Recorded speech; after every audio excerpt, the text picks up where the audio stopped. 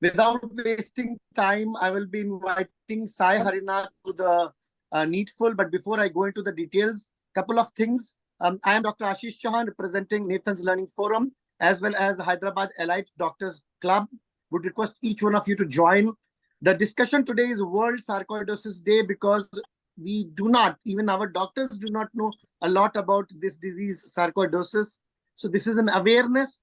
The medium should be primarily English, but we are expecting crowd from non-medical background also. Hindi, English, good add cheste manchidi, and that's how we'll go. Do we have intro slides for Dr. Sai Harinath? Otherwise, I'm very happy to have him, one of the very finest pulmonologists of Hyderabad, I must say, of the Twin States. And we are colleagues at Apollo Hospitals, and one of the very, very eminent speakers in various platforms. And he's going to start the whole show with the numbers, statistics of sarcoidosis, and after that it will be followed by the definition and other various part of it. Any intro slide of Dr. Sai Harinath, or should we ask him to start directly, please? So we can start. Okay, Sai, over to you. We are very delighted to have your presence, taking a special time out. We would be very happy if the people put their questions in the chat box, so that whenever we get time, we will, along with who you want to direct this question to. And with those words, Sai Harinath, over to you. I request everyone else to kindly mute themselves. Thank you. Yes, checking in. You're breaking in between. You're pretty clear. Let me quickly check. I know why. 1 second, please. Yeah. So Dr. Sai Praveen Harinath is an American board certified internal medicine, pulmonary medicine, critical care medicine specialist at Apollo Hospital, Jubilee Hills. He's a senior consultant pulmonary and critical care medicine, and he's the director of Apollo Lab Clinic. I can hear you, Ashish. Can you hear me? I can hear cut. I think Garima is breaking up badly. Okay, sir. My internet connection has some issues for the timing.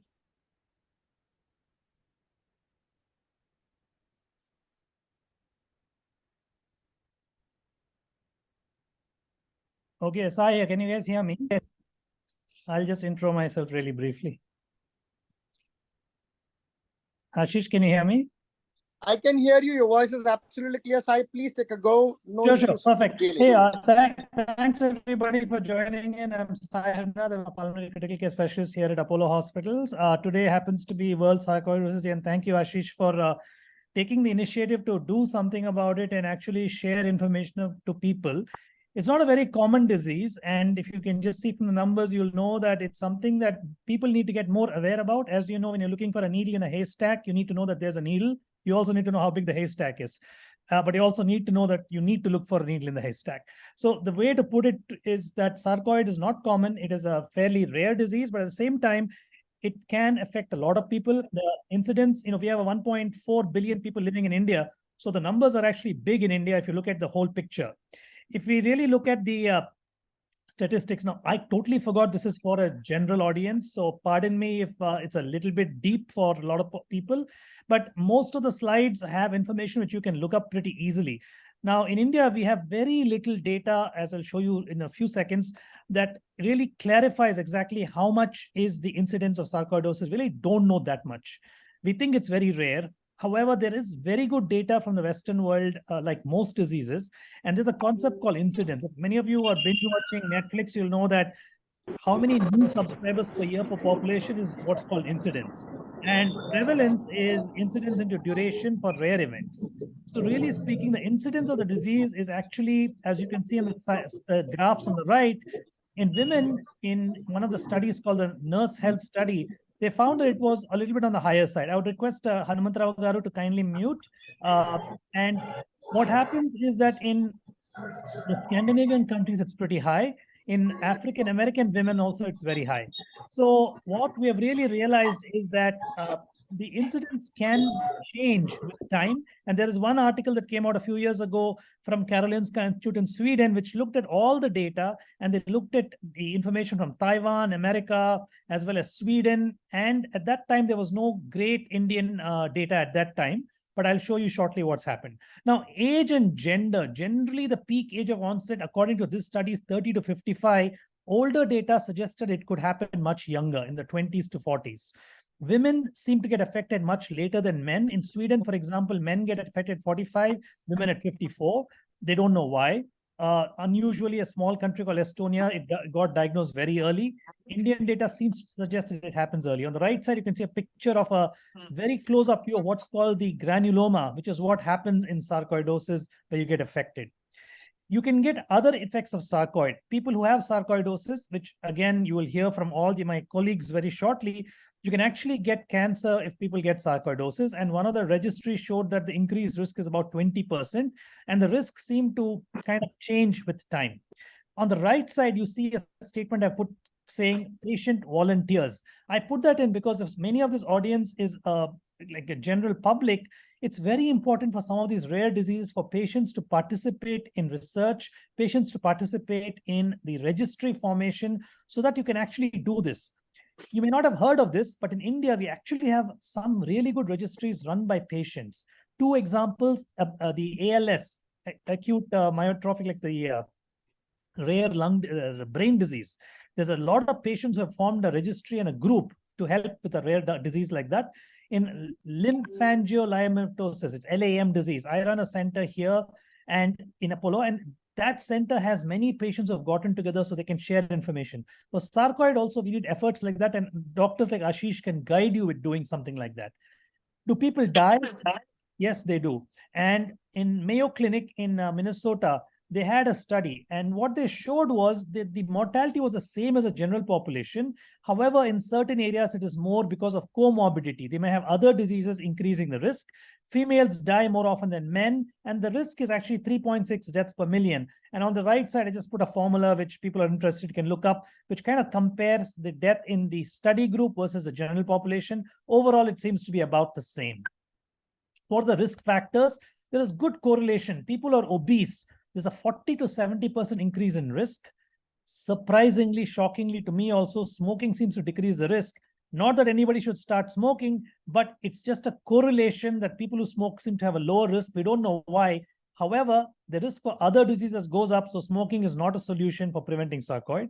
People who work in sand industry, silica, seem to have a higher incidence. And in the September 11 World Trade Center bombing, they studied people who got exposed to those smokes, and they figured out that the patients actually seem to have a higher incidence of sarcoid when they were exposed to that kind of population. My colleagues will also share other theories on why the disease might occur, including things like tuberculosis bacteria. What are the next steps? All of you might have heard of the AI engine called ChatGPT. I actually asked ChatGPT, how common is sarcoid in India? And it gave me an entire set of information there. And it really said it is not that common. However, very recently, one of my colleagues later is going to talk, Dr. Nagarjuna, his alma mater, PGI Chandigarh, they did a good study where they looked at the incidence of interstitial lung disease and looked at sarcoid, and they came up with a number of 37.3 per 100,000, which is the best, most recent data for how common sarcoid is. There is something called the Worldwide Sarcoid Research Study. There is something called MCATG. That is a gene in mycobacteria which causes TB. That same gene they looked at, and they found that there's a correlation with sarcoid. And there are some theories that you can actually use blood from some patients, for example, had blood tests done 10 years ago. Some people actually hold that blood. They're talking about comparing that blood and seeing if there was a signal for sarcoid later. AI or big data is the next step that we need to do. And I think presence of non-caseating granulomas by an accumulation of T lymphocytes and mononuclear phagocytes, by depression of delayed cutaneous delayed type 1 hypersensitivity and enhanced Th1 immune response in affected organs. Predominantly, it involves lungs and intrathoracic lymph nodes. Coming to symptoms, sarcoidosis presentation depends on the extent and severity of organ involved. Approximately 5% of them are asymptomatic, incidentally detected on chest X-ray. Systemic symptoms, around 45% of the cases, may show fever, anorexia, fatigue, night sweats, weight loss. breathlessness on exertion, cough, chest pain, and rarely hemoptysis. The possible presentation, it might be an asymptomatic bilateral hilar lymphadenopathy. Then acute presentation might be a Lofgren syndrome, where there'll be erythema nodosum, which presents abruptly with fever, joint pains, red nodules on shins, bilateral hilar lymphadenopathy, uveitis, rash, even Bell's palsy may be features in acute disease. Lofgren syndrome, it's an acute form. Coming to the erythema nodosum, there will be red painful lesions on extensor surface of the lower extremities. The organs mostly affected are as follows: lungs, person with abnormal chest X-ray findings at some point of the disease, with restrictive or obstructive disease, and advanced fibrocystic disease. Lymphatics, around 75% of involvement of pulmonary and 60% of peripheral lymphadenopathy. Skin symptoms might be skin lesions, might be erythema nodosum, lupus, eyes, ocular manifestations, anterior posterior uveitis, chorioretinitis, abdominal hepatosplenomegaly, retroperitoneal lymphadenopathy. Even the central nervous system, there may be facial and other cranial neuropathies, musculoskeletal, polyarthralgias, myopathy, cardiac involvement might be there, which are arrhythmias, cardiomyopathy, and heart blocks. Coming to the exocrine, there will be exocrine glands involvement. There will be painless swelling of parotid gland, endocrine hypoparathyroidism symptoms, adrenal insufficiency. Coming to thoracic, lungs involvement begins with alveolitis, involving small, or it might lead to granuloma and fibrosis. On chest X-ray, it might be right and left hilar lymphadenopathies, paratracheal adenopathy, reticular underobesities, axial calcifications, cavitations, pleural effusions, even pneumothorax. And there might be an advanced presentation, there might be carpulmonal with cardiomegaly and pulmonary hypertension symptoms. Coming to an acute presentation, one more, Hereford syndrome, where there will be fever, parotid enlargement, facial palsy, and anti-uveitis. You can see a picture of the Hereford syndrome. Coming to the skin manifestations, the lupus pernio, there will be indurated blue-purple swollen shiny lesions on nose, cheeks, lips, papules, nodules, and plaque presentation. Even erythema nodosum, which are red painful extremities. The next page. The lupus pernio lesions, just you can see purple swollen lesions on the cheeks, face, and even musculoskeletal. Next, there may be punched out lytic lesions, osteolytic lesions of fingers, which are most commonly seen, but these are pretty rare things. Coming to the staging on the X-ray pattern, scattering staging system, where there are four patterns of staging depending on the involvement of the X-ray. Stage 0, the X-ray will be normal. Stage 1, it's bilateral adenopathy, which is around which resolves 60-80%.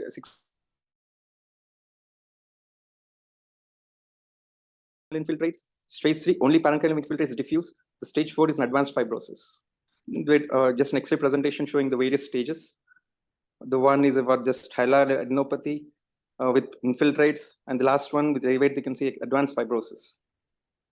Next slide. Thoracic lymphadenopathy on X-ray. Next slide. Again, there will be a fibrosis visible on the X-ray and the CT scan. Yeah. The other findings on the CT thorax, maybe there will be small nodules in the perilymphatic distribution, hilar lymphadenopathy and paratracheal lymphadenopathy along with calcifications, interlobular septae, thickening, ground glass appearance related to bronchivascular bundles. Coming to the diagnosis. The diagnosis will be a combined clinical and radiographic appearance, along with the histological examination, where there will be demonstration of non-case eating granulomas and exclusion of other possible causes of granulomatous inflammation. Initial investigations might be a routine hematological and tests, blood biochemical tests, an X-ray, a tuberculin skin test. Useful, it's a positive reaction excludes sarcoidosis. A pulmonary function test, which might show a restrictive effect, and in advanced presentation, there might be impaired gaseous exchanges. Even ophthalmologic examination, just rule out any uveitis involvement. Coming to the CBP, there might be lymphocytopenia, elevated ASR levels might be seen. There might be hypercalcemia, serum AC levels, not high, not so specific or sensitivity, but useful in the monitor of the disease activity. Come with the other patterns, other modalities of the diagnosis, bronchoscopy. In the BAL, there might be increased number of T lymphocytes ratio compared with the high ratio of CD4 to CD8. There might be increased macrophages, elevated IL-2 in the are helpful in excluding other. BAL is also helpful in excluding other infections. Not specific, it might only support the diagnosis. Coming to the definitive diagnosis thing, biopsy, which is an integral part of the diagnosis and is a very high. The site of the biopsy is dictated by clinical presentation and the organ involved, and the sensitivity highest from the lung parenchyma. Fibrobronchoscopy combined with transbronchial biopsy in TBNA with multiple samplings will sensitivity around 50 to 85%. EBUS TBNA diagnostic further increases the diagnostic yield to around 95%, which is superior to conventional TBNA. Coming to gallium scan, it's useful for staging of the disease and to detect extrapulmonary sarcoidosis. Gallium bound by inflammatory tissue and not by fibrotic tissue can distinguish areas of fibrosis and inflammation. Gallium scan may also show increased uptake in the lacrimal parotid glands, which might be with active sarcoidosis. Lambda sign and panda sign can also be demonstrated on the gallium scan. Queen test, which is highly specific, where a suspension of a lymph node of a patient confirmed with diagnosis of sarcoidosis injected intradermally into a patient. And the test results are considered positive if a nodule appears at around within 2 to 7 weeks, and the nodule is then biopsied to find similarities with sarcoid granuloma. The markers of the disease activity, the worsening symptoms, worsening lung function on PFT, progressive chest X-rays, hypercalcemia, increased serum AC levels, bowel fluid, CD4, CD8 ratio. This all might help in predicting the disease activity. Thank you. Yeah.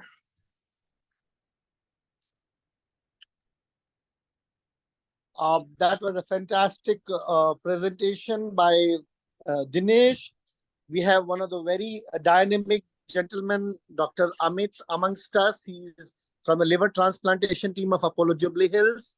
And right now we're going to have the king of pulmonology from Yashoda Hospitals, Dr. Nagarjun, a very great friend to most of us already out here. Is he going to introduce himself, or Garima is going to do that, please? Ashish sir, I think I will start off. No introductions, no formalities. Just I'm humbled to be a part of this initiative, and I'm very happy that you have taken the initiative of a disease which is common but yet not talked often. That is how I would put it. Hope I'm audible and clear to everybody. Your voice is absolutely clear. Hindi, Yes, wonderful. Try so that it's and yeah. So I think I will talk in English, but I will try not to use too many technical terms because I'm now aware that there are some non-doctors also in this group.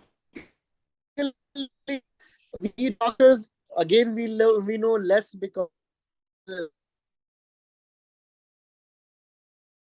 population. Yes. So we welcome everyone else. Yes. And over so to what I would do is I would not talk theory. I will talk about our own experience.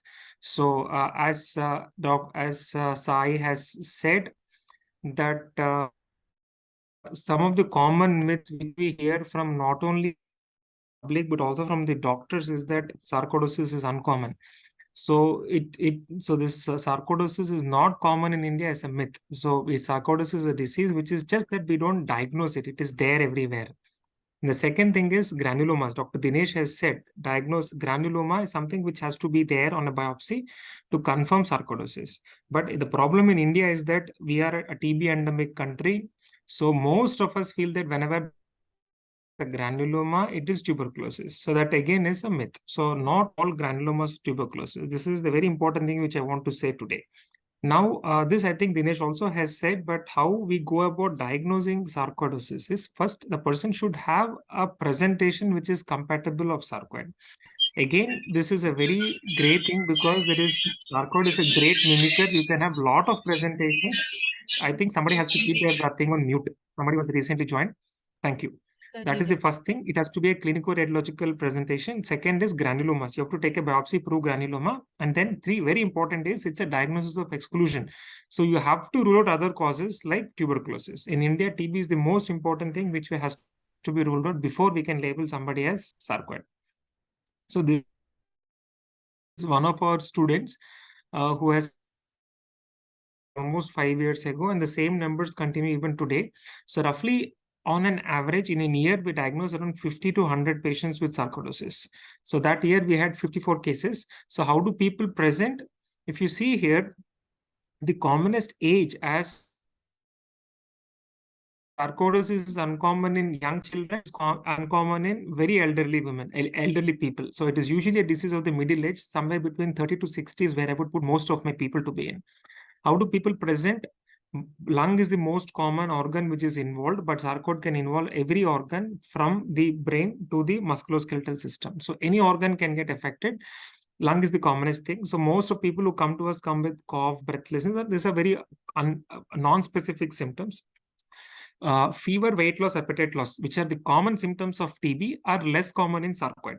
So it is typically said that the sarcoid patient is usually walks in and is more healthy, whereas a TB patient is very weak and is usually brought in by the attendants.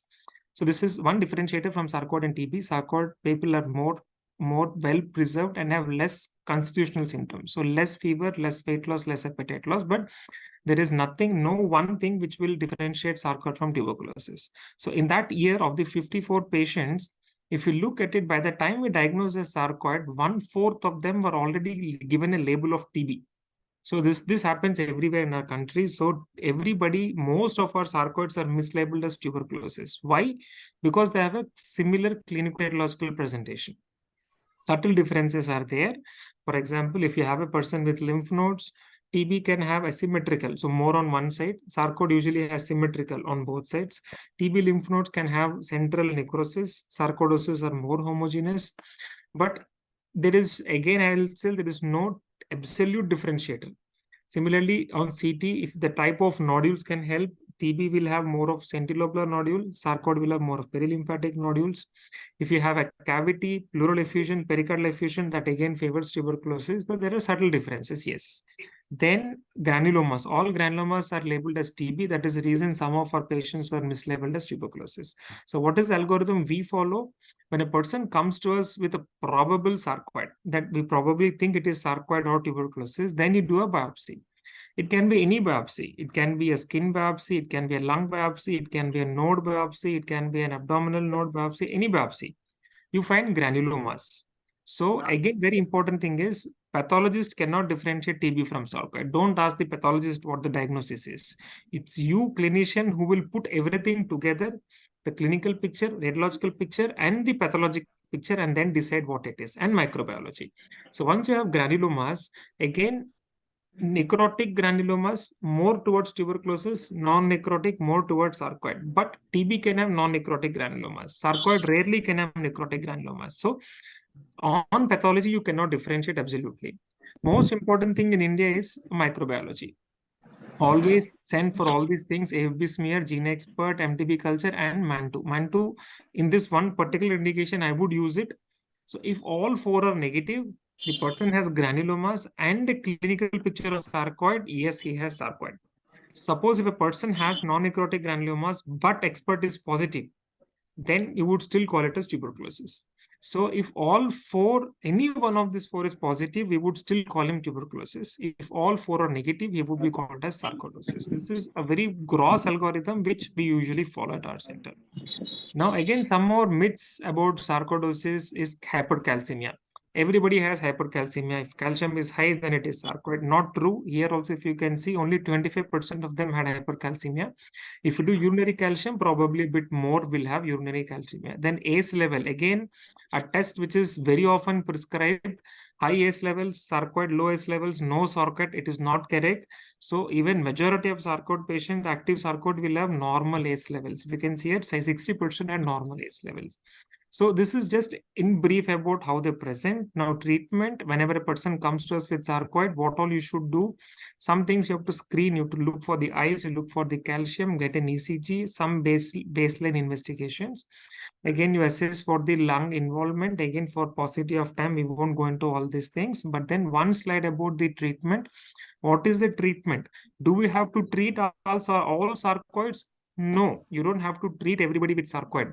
You treat only sarcoidosis with either who are symptomatic or who have a likelihood of organ damage. If both of these answers are no, you don't have to treat. For example, if a person with sarcoidosis comes who is in stage 0 or stage 1 with not much of symptoms, stages Dr. Dinesh said, you don't have to treat, you just wait and watch. 90% of them, they become better. If they have pulmonary involvement, chance of fibrosis, or if they're very symptomatic, you treat. Yes. So now what do we treat with? The first line treatment of choice is steroids, oral corticosteroids. Yes, you don't have to be worried about steroids because they're indicated there. Dose, not a very high dose. 20 mg is what is said to be sufficient. In some cases, you might give a higher dose. Only if steroids are not able to be weaned off, you give it for an average of 1 year. Steroids are not working, you have other agents which can be used, which are steroid sparing agents. Lastly, we have done more work on sarcoid also. So this is one of our papers where we have diagnosed 88 with sarcoid, 30 with tuberculosis, did a PET scan just to demonstrate in India that a positive PET doesn't indicate that it is malignancy, and PET cannot differentiate sarcoid from TB. If you can see, of these 117 patients of benign granulomatous lymph nodes, everybody had SUV max of more than 2.5 and 85% had SUV max of more than 6. If you can see also, so very highly FDG avid nodes you can get in sarcoid, but it doesn't mean that they're malignancy, and then absolutely PET cannot differentiate TB from sarcoid. This is if you can see the image on the bottom, this is the perilymphatic nodules. You can see nodules along the fissures, which is very typical. Bilateral symmetrical nodes, again very typical. These are all typical features of sarcoidosis. So again, PET, this is all some research which we have done, that use of PET in following and seeing whether it can help in determining whether a person can be weaned off therapy. So those who have a complete response on PET, you stop medicines, they're unlikely to relapse. So PET also has some role in deciding whether he would merit stopping therapy or not.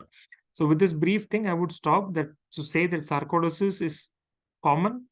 It is not that uncommon, only that it is underdiagnosed. Only thing is that we have to rule out tuberculosis. It's a very great mimicker, and not all sarcoids need therapy.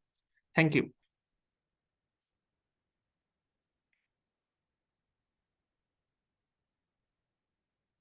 I hope I was clear and audible.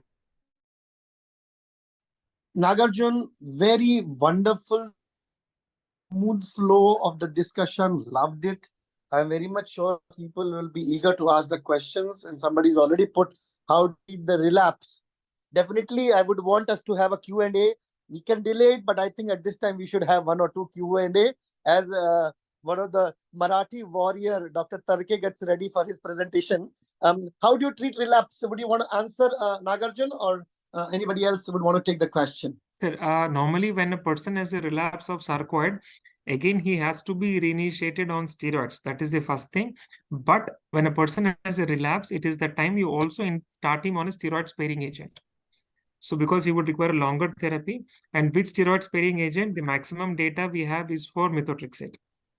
Then but you also can use any other steroid sparing agent like azathioprine, or other medicines. So we often give methotrexate plus a little higher dose of steroids when we treat a person with relapse. Fantastic. That was a wonderful answer. And other questions also, we will take it up. My dear friends, especially the non-doctors ones, Google science, technology, and money. Best servant, bad masters. Steroid is a double-edged sword, should be used only and only by the decision of your clinician who is treating it. Please do not teach your doctors. I like to tell the bad things about doctors, and one of the bad things about doctors is 99% of doctors are bad communicators. So do not put your words into their mouth. Always help them out in giving you diagnosis. With this, I'm happy to have one of my very great friends, Dr. Chandra Tarke Sahab, as I've told you, the Maratha warrior. And without wasting time, over to you, Dr. Tarke. Yes. Can you hear me, sir? Yes, voice is absolutely clear. Anybody has a questions, please put in on chat box. We'll try to take it as early as possible. Good evening, everybody. I'm trying to cover the complication of sarcoidosis as Dr. Dinesh, Dr. Nagarjuna, Dr. Praveen explained the numbers and system involved, what is sarcoidosis. Now coming to the disease sarcoidosis, as Dr. Nagarjuna said, just mild involvement. Just we can have the lymph nodes, that's all, and will not cause any damage, and which doesn't require any treatment also. Some patient can have some compression of the airways because of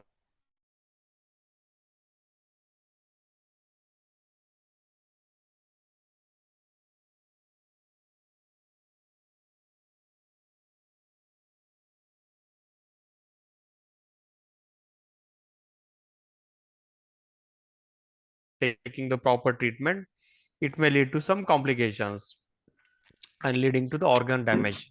As you know, the sarcoidosis may involve many organs, from brain to from top of the body to down of the body. Any organ can be involved. Especially the lungs are the most commonly involved organ, followed by the skin, nervous system, eyes, heart, endocrine system, and other organs also get involved in the sarcoidosis. Now, coming to the lung complication, granulomas in the lungs. Initially, it will be active granulomas which may respond to steroids and immunosuppressive agents. But over the period of time, it will lead to fibrosis, that is a scars between the lung tissue of that is the air sacs in our lungs, and which makes us too difficult to breathe, and we'll have the cough also. And whenever the lung get damaged, we'll have the less oxygen levels in the body, which cause increased pressure in the pulmonary artery, that vessels that connect heart to lungs. And whenever the pressure increases in such vessels, that is called as pulmonary hypertension. And this less oxygen level in body is called as respiratory failure. Usually below 90% if the oxygen levels drops, we call it a respiratory failure. And in that condition, we have to put the patient on the home oxygen therapy. So this is an important complication of the sarcoidosis. Now, coming to the heart-related complication, the granulomas in the heart will interfere with the electric signals in the heart, which leads to abnormal heart rhythm, such as complete heart block, ventricular tachycardia, bundle branch block, myocarditis. These are the different varieties of the heart problems, which can lead to the heart failure, breathing difficulty, and ultimately can lead to death also. So this is a heart-related complication of sarcoidosis.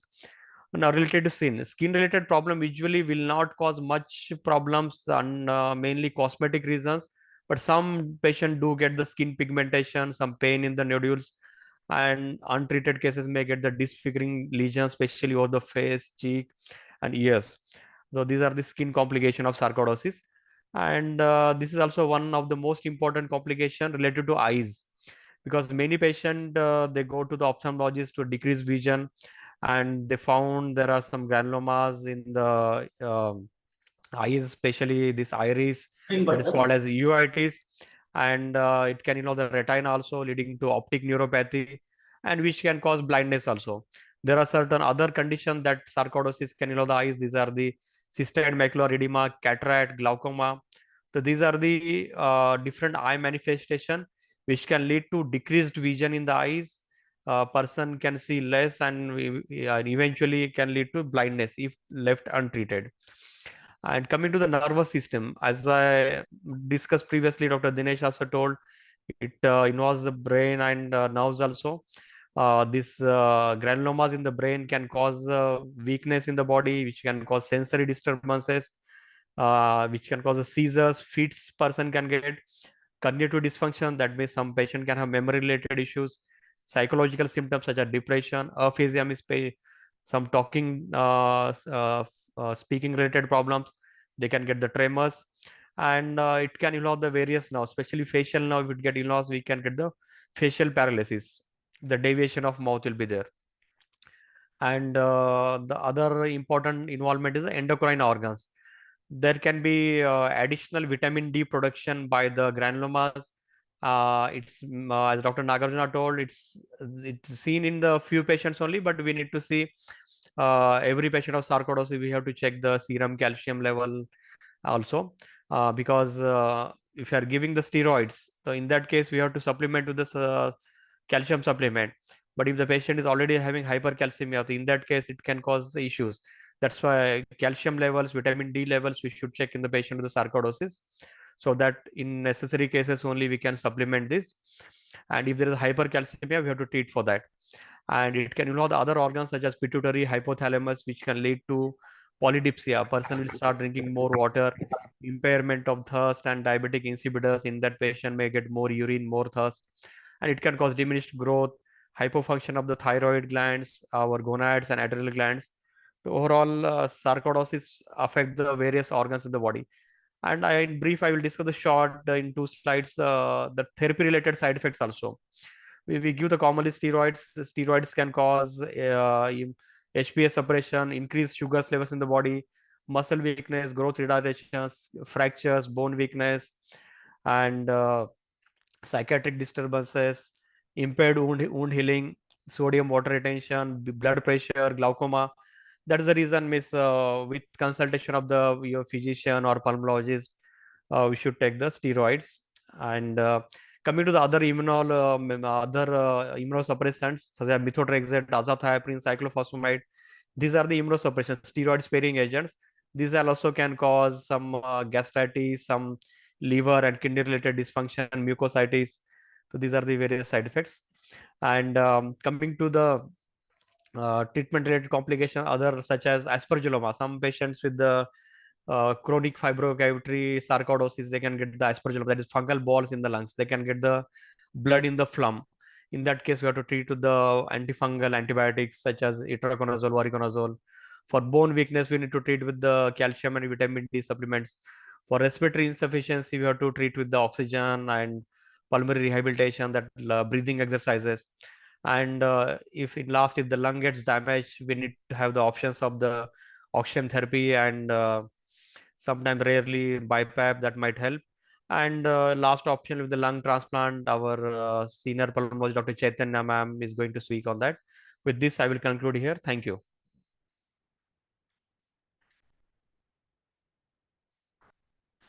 That was a very fantastic and a very, a good briefing into the possible complications. We will be very happy to address any question in simple common man's language. So I'll request anybody has got any doubt, please put it into the chat box.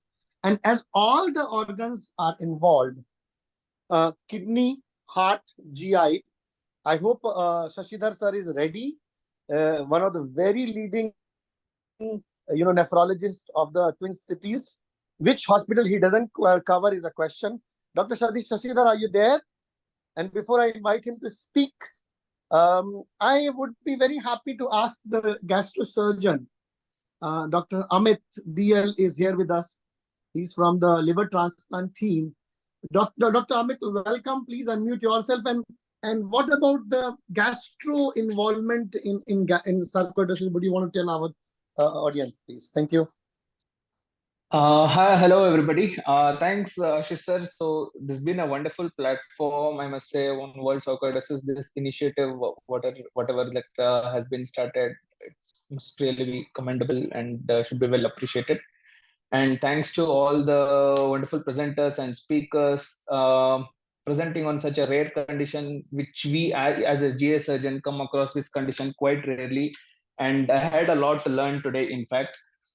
Coming to GA involvement, as said by the previous speakers, Dr. Nagarjuna and Dr. Chandrakant, we can expect involvement of all the organs, even in the GA system as well.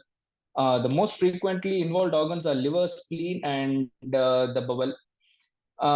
Involvement in the bowel, as usual, non-caseating granulomas. We usually, the most commonly we come across Crohn's disease. That's one of the differential diagnoses, and we should make every effort to exclude and come to a conclusion as to Crohn's. And however, the parameters and the markers, whatever in favor of sarcoidosis, has been presented by the previous, most common being the ACE inhibitors, and obviously we need to look in the line of tuberculosis as well, in case if there is any caseating necrosis.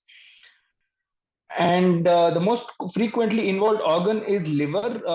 We can expect involvement up to 60 to 90%, 80% of involvement in liver. However, not every time it's any problematic or symptomatic towards the patient. In certain mild cases, we can expect some mild alterations in the biochemical blood parameters in the liver function test, which we do quite frequently and commonly. Up to 10 to 20%, I must say, or even less perhaps, patient may go in for liver failure, develop portal hypertension, and very rarely, even less than 5%, they may end up in having a liver transplant. In my clinical practice, frankly, I've never come across any sarcoidosis patient undergoing a liver transplant. However, once in a while, we do come across patients having abnormal enzymes, AST and ALT levels, and they quite respond very good with the steroids, methotrexate, and whatever the regimen. We usually involve pulmonologists, take help of pulmonologists in planning further treatment. I must say this is it, and that was it's a been a very wonderful good input into the discussion on GI involvement of sarcoid. Amit, thanks, because obviously Thank you, sir. less time, so we could not involve others. Say, like, talking about sarcoidosis, not having the neuro talking is my rheumatologist, the president of Rheumatology Association, Dr. Debashish Danda, asked me, Ashish, how can you not have a neurologist talking?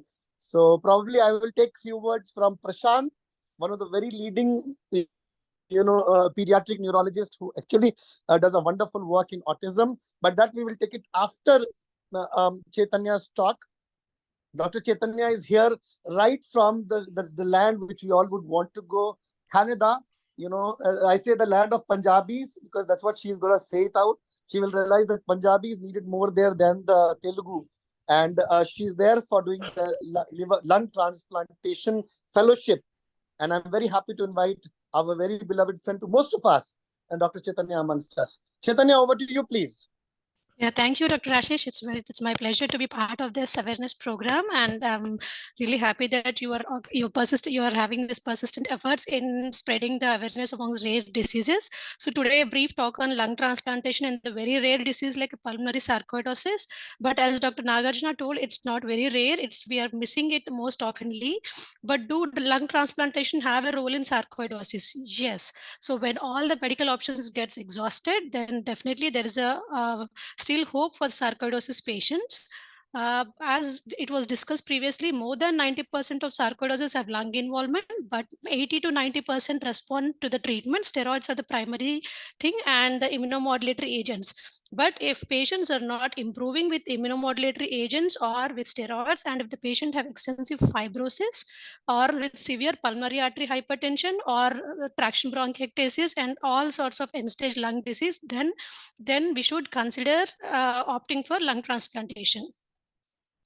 So sarcoidosis, among various lung diseases referred to lung transplantation, sarcoidosis contributes globally only to 2 to 3% of lung transplant referrals, but it's still an option for these patients. But there are certain challenges because it behaves like an autoimmune disease where they have extra pulmonary manifestations, which may limit them as suitable candidates for transplantation. So once we consider lung transplantation, we also should consider we have to evaluate the other systemic involvement in sarcoidosis, because once we transplant the single organ, then if the other organ takes a toll, then there's no point in transplanting. So before transplant, we need to evaluate all other organs for the transplant, specifically cardiac involvement, because majority of them have a coexisting cardiac dysfunction or arrhythmias, which are usually fatal. And along with that, sometimes malignancy can be a coexistent part. So malignancy has to be ruled out by biopsies before the transplant.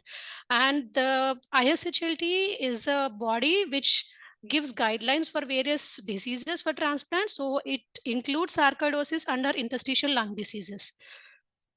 When to refer a sarcoidosis patient for the lung transplant, as if the patient is having end-stage lung disease and if the patient fails to improve despite maximum medical therapy, if he is requiring oxygen, and if the patient is having significant dyspnea secondary to the lung problem, then that is the time we need to refer to the lung transplantation.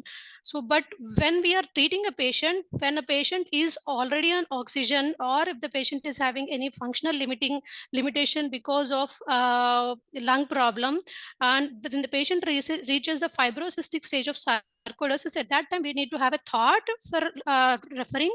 But when the patient's oxygen requirements are really bad, then it's really time to refer to the transplant physicians. So these are the numbers which ISHLT has given for timing of listing. That's once the patient is referred to the transplant team, then based on the patient's lung capacity, we'll just keep on observing. If the patient's lung capacity is rapidly declining, that is more than 10% during the last 6 months, or if the patient is walk capacity, like 6-minute walk distance, is declining more than 50 minutes in the last 6 months, then, or if the patient's pulmonary hypertension is significant enough, then at that time we'll actively list the patient for the lung transplantation. So there are various thoughts once we start assessing the patient, we need to have a plan whether we need to go for a single lung transplantation, double lung, or a heart lung. So if the patient is having only isolated pulmonary involvement, we'll either go for a single or double lung with a mild PAH. But if the patient is having either severe PAH or sometimes because of this end stage bronchiectasis, they'll be having suppurative lung diseases, and with aspergillomas are more common in sarcoidosis. So if the patient have these combinations, then or the PAH is severe, we have to go for a double lung transplantation. And if the patient is having cardiac involvement, then there is always an option for heart lung transplantation. So we can choose either of these depending on the patient's scenario. Challenges for the surgeon. The surgeon, it will be slightly difficult if there is an extensive pleural thickening and adhesions and mycetomas.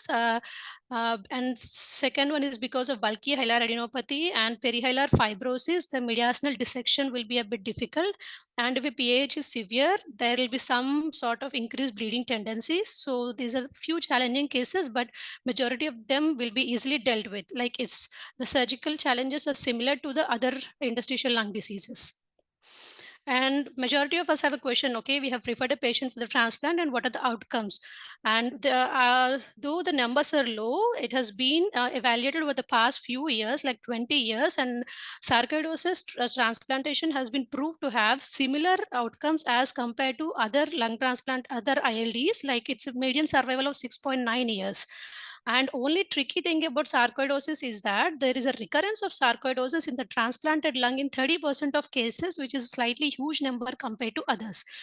And this, but because the patient will be already on significant anti-inflammatory medication, so even if there is a recurrence of sarcoidosis, that is, if there are some granulomas or something also, that usually won't impact much of the survival or graft function. And if we identify any granuloma, we can just step up the steroid and we can taper it off as we are treating the sarcoid. But usually the graft survival or the patient survival, even if there is a recurrence, is not being affected by the recurrence of the sarcoidosis.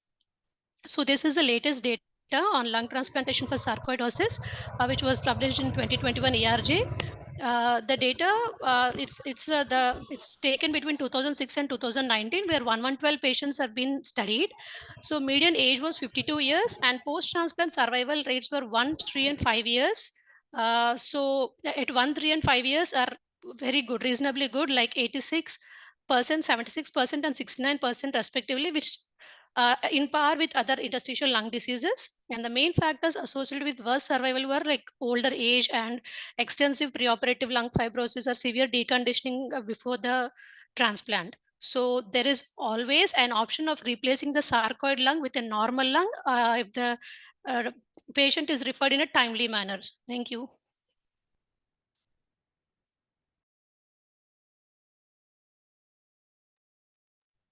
That was a lovely, quick, and a good, insight into lung transplantation. Any questions from anybody? Otherwise, we will request Dr. Prabhakar to talk about it, because say COVID has taught us the importance of vaccinations. No, we are not talking about COVID vaccinations. At this time, we are talking about all the vaccinations necessary for the patient who has a sarcoidosis. If Dr. Prabhakar, the very youngest, first time I met him was at St. Teresa Hospital. If he's here, any question? Otherwise, if you permit me, we will switch over to and request Dr. Prabhakar to move on with sarcoidosis and vaccinations. In the meanwhile, I welcome Dr. Rahul, one of the very, very leading neurologists from Apollo Sikandrabad, Dr. Prashant. Any insight from your side, Dr. Prashant? The sarcoidosis and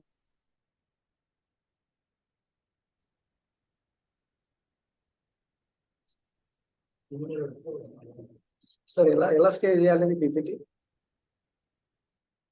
Okay, I think Dr. Prabhakar, can you start your presentation? And Dr. Can you help out Dr. Prashant? Sir, you are the Prabhakar? co-host. You can directly go to share screen and start it. Okay, ma'am. Can share all the participants. Yes. Share I'm very screen. happy. Is this Dr. Aruna Badam here from one of the very senior pulmonologists, colleague of mine from Boston Medical College? Sorry, I'm not able to. You can just add me sharing the screen if possible. I sent in the group regarding the PPT. Okay, sir. Give me a second, sir. Yes, sir. Yes, now I am getting.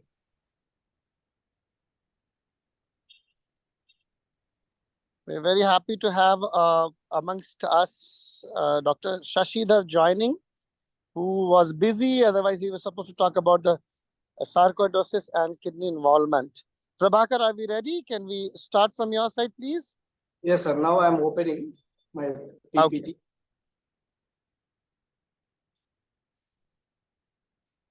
Dr. Prabhakar is right now blessing Vanaparthi from last couple of months. Yes, sir. Good evening, everyone.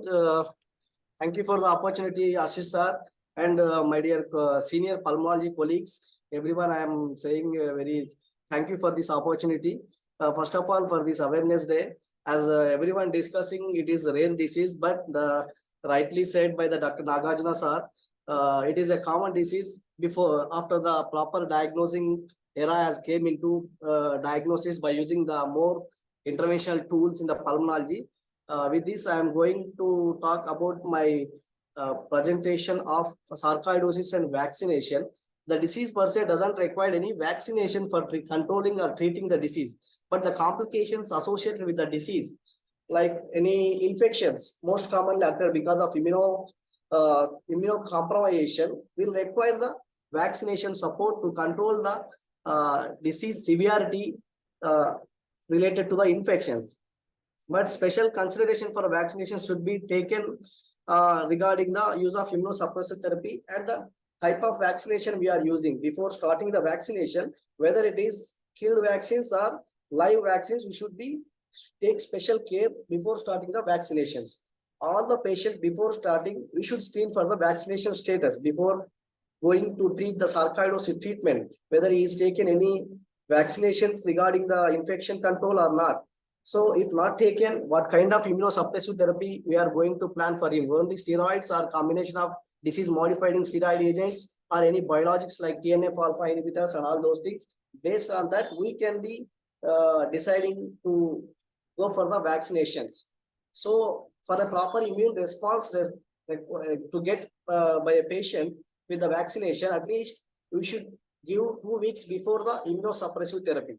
Otherwise, it will be not that much to develop the antibody load related to the vaccination. However, when considering the live vaccinations, for patients on immunosuppressive medication, careful because of we should assess the risk-benefit ratio. If you give the live vaccinations because of immunosuppression, viremia may be the more severely causing the patient to deteriorate more rather than the benefit. So in such scenarios, you should take on the decision risk-benefit ratio.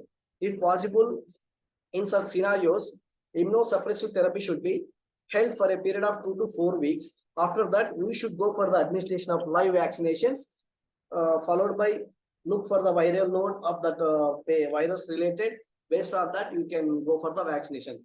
This is the CDC recommended. As such, there is no specific guidelines for the sarcoidosis vaccination related to complications. But along with the other immunocompromised conditions, we should also think because of treatment-related immunosuppression in sarcoidosis, we will follow these kinds of vaccination, especially in patients who are having associated other chronic lung conditions like obstructive airway disease, sarcoidosis related to bronchiectasis and other cystic lung disease. Among them, these are the vaccines. The most common one is the influenza vaccination. It is trivalent and quadrivalent. Every annually, based on the variant, we have to follow. It can be given all the patients of 6 months and older patients. Frequency is annually because of the change of variant. And the other one is the pneumococcal vaccination. Among them, 2 kinds of vaccinations. One is the pneumococcal conjugate vaccine and the purified derivative, that is pneumovax. It can be given for more than 19 years of age group patients. It is given as per the chart, which I will tell you in the later slide separately, because it has 2 components. It should be followed a proper schedule before the age of 65, after the age of 65, like that. Next one is the zoster vaccination. Live zoster vaccinations is generally not recommended. If there is a recombinant variant, we can recommend. As such, in sarcoidosis variants, it doesn't require to give the zoster variant also. But more than 50 years with the suspecting or any severe immunosuppression, if it is related, we can go for the 2 doses, which is 2 to 6 months apart. Next one is the human papilloma virus, HPV. This is also very rare. We can follow as per the other protocol part. Other 2 doses are the hepatitis A and hepatitis B. It can be considered in most high risk people, like any blood related, product related, all those things are any sex related workers, all those people with high risk people, we should consider these kinds of 2 doses series or 3 dose series in cases of hepatitis A. That is 2 doses 6 to 18 months apart, and 3 doses, one is 0, 6, 1 and 6 months. Another one is the tetanus and diphtheria one, which can be given as a childhood dose for almost all ones. If it is not given in the childhood, you should give 3 doses first, initially 0, 1 and 6 months or 6 or 12 months apart. If it is given, you should follow every 10 yearly 1 dose. This is the pneumococcal vaccination. The patient has been taken previously with any PCV13 or PCV23. If not taken previously any vaccination, first you should give the PCV13 with a gap of 2 months, that is 8 weeks apart. You can go for the age related. Based on that, if it is more than 65 patients, first dose PCV13 followed by 2 months after that, we should give the PPSV single dose if it is more than 65 years. If it is less than 65 years, we should give the PPSV 23. After that, 5 yearly ones till the age of 65 you can take, or else you can go for the maximum of 3 doses.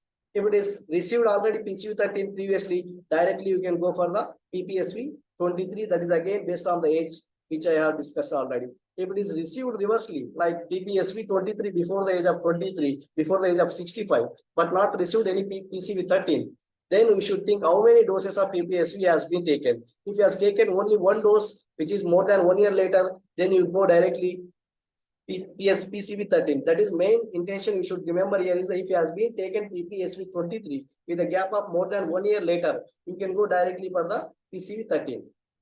This is regarding the pneumococcal vaccination. This is specifically for the purpose of starting vaccinations, which you should follow, which I have already discussed. This slide is suggesting mostly 2 types of vaccines, killed vaccines and live attenuated vaccines. Among them commonly pneumococcal, influenza, hepatitis, and the live attenuated one is herpes zoster.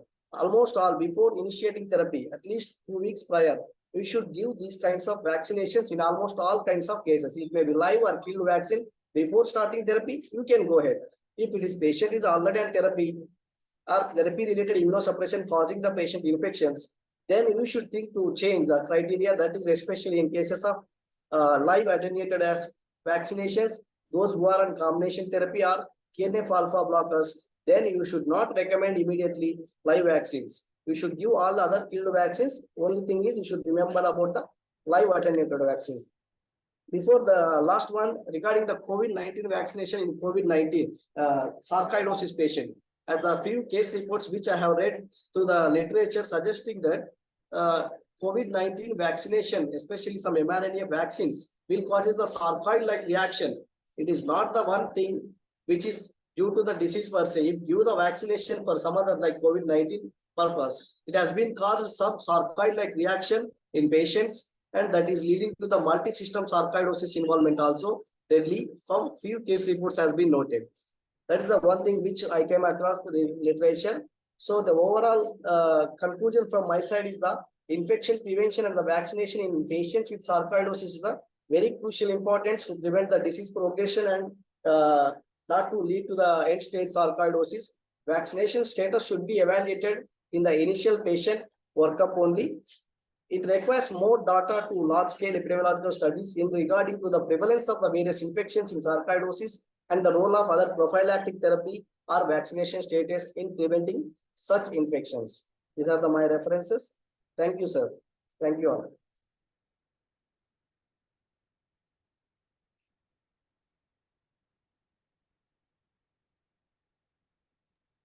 Lovely, Prabhakar. I really loved you speaking about the vaccinations, my favorite topic. I'm not going to get tempted to talk about the COVID vaccinations. With these, we have kind of covered a big lot of discussions, but I'm very much sure it will be not right on my part if I do not request our very beloved Dr. Shashidhar Chenamchetty, sir, because he could not attend at that particular time. Shashi, are you ready with any slide, or would you want to comment about kidney and sarcoidosis from your side for the general public? Are you there, please? And after that, I'll be requesting Dr. Vijay Kumar Chenamchetty, I think the ECMO king of the Twin States, to close by summarizing whatever is possible. We have gone through the whole thing. Dr. Vijay, I hope you're ready with the closing remarks. And Dr. Yes, Ashish. Yeah, I'm ready. Yes, please. Your side. You have a slide, or would you want to go extempore? Extempore. Please move on. We all are very keen to hear. Let Shashi complete it. Yes. Right. No, I'm talking about Dr. Shashidhar. Is he there? From a nephrology side of it. Any comments from the neurologist out here about sarcoidosis and neuro involvement? I think we are all ready to hear you, Dr. Vijay, sir. One of the very, very finest and the busiest pulmonologists of the Twin States. Dr. Vijay Kumar Chenamchetty sir is with us, and he will do like the Bahubali part 2, the conclusions. So he will do the sarcoidosis, the conclusions. So over to you, Dr. Vijay. And any questions in the meanwhile, please put it in the chat, or I'll ask Dr. Nagarjun to take 1 or 2 questions. Okay, over to you, Dr. Vijay Kumar sir.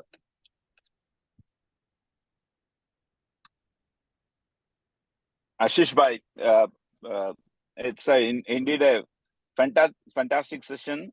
I'm really appreciate from bottom of my heart to doing such a rare disease awareness program to the public, and one must admit definitely your energy, okay, is definitely contagious, and it's unparalleled.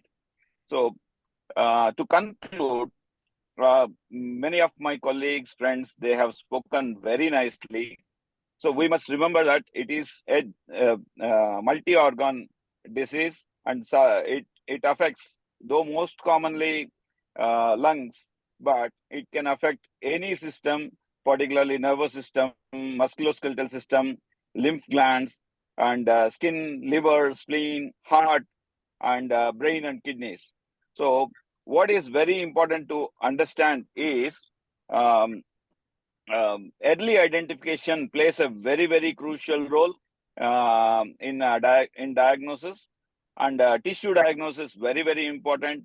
In Indian scenario, very important to rule out the coexistent tuberculosis or atypical tuberculosis, which mimics like sarcoidosis. So that's why before starting immunomodulation, either with steroids, which is the first line of agent, and then gradually to other steroid sparing agent, it is very, very essential to send the microbiological specimens samples to rule out, and then follow these microbiological samples whether they are growing 4 weeks, 6 weeks, 8 weeks down the lane, any coexistent TB. And it is when neglected, the most severe and most feared complication of sarcoidosis is pulmonary fibrosis. Then in such scenario, we have to invariably depend on our Bhattu Chaitanya for a transplant. So that's why it's very, very important to identify the problem at the earliest possible. And similar to fibrosis, all other organs, because of this inflamed granulomas, what happens is all other organs can have the functional impairment if not identified and treated early. And it is believed in the common man that sarcoidosis may spread.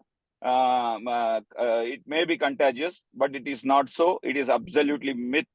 And the evolution and severity of sarcoidosis is highly variable, and mortality is estimated when it is identified at the earliest is less than 0.5%. And in most benign cases, remember, okay, the treatment response occurs within few weeks, and in most benign case, you don't need to treat, you need to observe. And the next form of benign disease, the usually responds within a couple of weeks to couple of months, and most often the treatment duration lasts for 12 months on an average. But it is also important to remember. We being practicing at tertiary care centers, it is not uncommon to identify refractory sarcoidosis, and refractory sarcoidosis or we will have to manage with the novel agents infliximab. So as Dr. Nagarjuna Maturu rightly said, so in India, before starting these immunomodulators, that is infliximab, we have to make sure that the tuberculosis is not there. Again, if the tuberculosis is there, latent tuberculosis, the chance of reactivation is pretty high, and sometimes we need to treat these patients for years together. So, but in general, even refractory steroids, okay, with these advanced modalities of management available, it is pretty much controllable. And that's all from my end. Thank you, Ashish, for this opportunity. Thanks a lot, Vijay. I think that was a very great sum up of the whole thing. I really loved it. I saw Dr. Nagarjun, scribbling answers in the chat box before I asked Dr. Garima to close with respect to our in Hyderabad Allied Doctors Club. And Dr. Nagarjuna, can you just take 1 minute and speak it out, whatever you have scribbled in chat box, so that others also get benefited? Ashish said yes. So I think most of the questions were related to the steroid dosing, how long, how to taper, what happens, and all those things. So I think sarcoid is considered to be a very steroid sensitive disease. So you don't have to use very high doses of steroids for the common garden variety pulmonary sarcoidosis. The current recommendation is to just start with 20 milligrams of prednisolone per day. I think this is the consensus now, but the consensus may change. But if you have an organ-threatening disease, suppose you have a ocular disease where the vision is at threat, or if you have a CNS involvement or cardiac involvement, then you might have to use a higher dose of steroids, but those are exceptions. So, and then how long to give is another question. Normally, even if we give steroids, you want, as the patients improve, you slowly taper down to the least possible over the first 3 months. And the lowest possible dose is maintained for up to 1 year, 6 months to 1 year, because the data says that if you stop before 1 year, the chance of relapse is higher. So after 1 year, you take a decision on stopping steroids. And infliximab, I think Vijay also agrees with me that it is not often used. And if you diagnose sarcoidosis on time, and if you treat it properly, then I just hope that we won't see more of the stage 4 sarcoidosis going into lung transplantation. I think the golden thing is for all of us to be aware that sarcoidosis is a very close mimicker of tuberculosis. We should always keep it in our minds, keep it in our differentials, and then try to diagnose and treat them appropriately, and then follow up these patients. Anything from Sai? Sai is also there. Yes, I think Dr. Sai should speak up. I think there's few things he's scribbling it out. Yes, I just typed a few things. Excellent summary, Vijay, and very, very nice presentations for everybody. There's a lot of overlap, and I think the points got repeated. That's good, because we kind of now know a lot about it. I think this kind of a 1 hour lecture is a excellent idea, Ashish. Thank you for doing that. As I just put in the chat, I was just thinking back, and when I was in the US, I had a patient who had sarcoid, young woman. I took care of her 3 years. She got listed about a year before I left. But then unfortunately, she didn't make it because she had a lot of fibrocystic changes already. And post-op course was very, very rocky, a lot of heart involvement. There was a lot of pulmonary hypertension. So it was very difficult to rescue. So I think, as everyone said, identifying early, not missing it. Many of us missed these. Most of us might have missed a few cases. So I think it's important to look for it. Just some thoughts. I've never seen a vitamin D level that's been high in sarcoid, despite the textbook saying it. I have never seen, ACE level I always order, but the textbooks say don't, but I order it. This is just something that I do. And I think that's something that many of my colleagues might do. I have had situations where it correlated my diagnosis. It didn't rule it out, it correlated it. I have diagnosed at least 3 patients with skin biopsies because I always ask this question when I'm thinking of sarcoid, any new skin lesions? These 3 patients said yes. And I went for those and got even though they had other lesions, I skipped getting lung biopsies. So those are the big points I just wanted to talk. And there's one very recent study that looked at big data, a worldwide look at all the data using some kind of a large algorithm they used. They figured out that different countries have different predominance of organ involvement. I believe the Japanese have the eye. India, they said liver may be more involved based on this study. It just came out recently. So I'm not sure how accurate it is, but there are some signals of this sort. But the clear answer is we as patients and doctors need better information to make better decisions. Because sarcoid is now an orphan disease because we don't know much about it. And I think like this, there are many orphans in India. So I think we need to try to fix these in partnership with evangelists like Ashish, who goes out to the community and takes the grassroots level approach, which is what is required. And he has managed to pull together exceedingly busy doctors from all over the city. And I think that shows the love and respect we have for Ashish. Thank you all again. Thanks a lot for those kind words and lovely involvement of everybody. We have almost reached the conclusion of our presentation. And at this time, what I would want to talk it out before I give the whole the vote of thanks and other duties to my very beloved, sister, Dr. Garima, very dynamic. I would like to conclude from my side with my own acronyms, my signature style, because I realized one of the toughest part of medicine is remembering everything. We've talked so much, and what we heard was sarcoidosis. Let's remember the acronym of SARCOID. S is skin rash, S is skin biopsy whenever you need it, whenever you have a doubt. A is for anterior uveitis or the eye involvements in some way or the other. R is renal involvement. It does happen sometimes here and there, though we could not have the more discussion on it. But yes, kidneys do get involved. C is for cardiac involvement, heart, as well as CNS involvement, which does happen in its own way. And O is obviously lung, where it is 90% of time sarcoidosis affects. And finally, I is it's a disease for inflammation. It's a multi-system involvement. And finally, in any time we have a doubt of sarcoidosis or any chronic disease, I is for immunization, which you need to remember. And I is for insurance, which we all need to subtly promote it if we want to give best treatment to our very countrymen and our community for the best treatment. And finally, D is doctor and D is for drugs. Please listen to your doctors. Please follow the drug schedule given to you by your own doctor. Do not change that prednisolone is 20 milligrams, very high dose. It should not be given. That is very high dose, which is usually told by the what you call the chemist, and he decides the dose. No, please remember this acronym SARCOID. I would request Dr. Garima, when she concludes, she will share this link. Today, 13th April, the World Sarcoidosis Day. Please share this information, this YouTube link to 13 people. With these few words, a big thanks to all my beloved speakers for taking time out and speaking all those things. I would want to invite, we reached almost half a century of participation from the people who joined in. Thank you, Lions Club, because a good number of them were from that side. I would want to call in Dr. Garima from Here and Say Clinic, who's been the main pillar in doing whole this meeting in one go. Dr. Garima, are you there? Yes, sir. Thank you so much. Thank you. I thank all the doctors and esteemed visitors and guests who have joined today.